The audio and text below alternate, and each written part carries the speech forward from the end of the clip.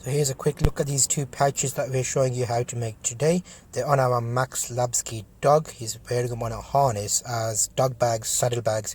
You can see the separate video of how we made the harness and the bags we used before, but we've adjusted this now to make the bags a little smaller because they were a bit too big before.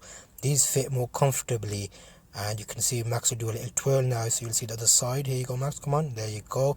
I'll show you how we make this now. Okay, so today we're going to be making a pouch from some old jeans.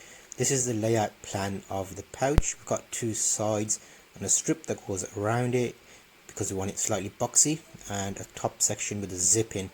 So we'll go through and show you how we made this. We'll cut out the separate pieces so you can see it, and this is a zip on top. So this is going to be from an old pair of jeans, and we cut them into separate sections to make this layout. We are going to be using this on our survival bag as part of the survival bag we made for our pet dog Max.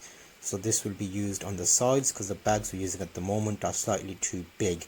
These have been measured out a bit smaller, they're more pencil case size, so we'll be able to easily fit a drinks bottle on either side and a few little extras.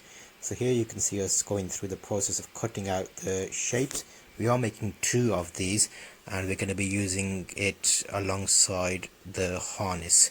So you can see the separate sections here, the top and the bottom, and then we're going to sew these together, and these will be sewn off to make them secure. That's the strip that will go around the bottom, and the top will have a zip kind of in the middle.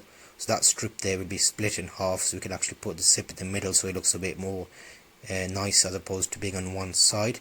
So this is just the jean pockets being sewn up. So the backs of the jeans, because we only had the nice legs for the front, the inside bit will be a culmination of a few things. This is the straps we're adding on the back, so we can actually tie this bag to the harness with some Velcro. The last bags we had, we made them with buttons, so that will be interesting.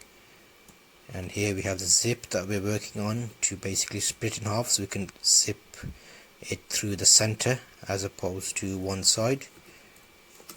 And this is that section there. So we've made the split, and we're going to add the zip in the middle. Here we go. So this is help keep it balanced and the bag from sagging.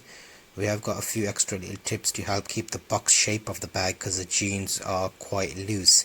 So we actually used a piece of cardboard with some masking duct tape to give it some form so it stays square. So here we're just tidying it up and zipping on the zip, sewing on the zip.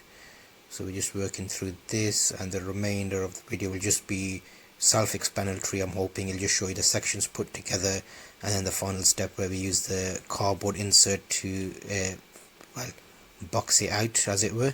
So here's a zip. We're going to add some paracord zip ties on these so they're easier to zip. That's them laid out next to each other, ready to be sewn up. So the center section is all like a big loop basically, which will go around the two sides. Here, there we go. We're going to just sew that around and make that bag.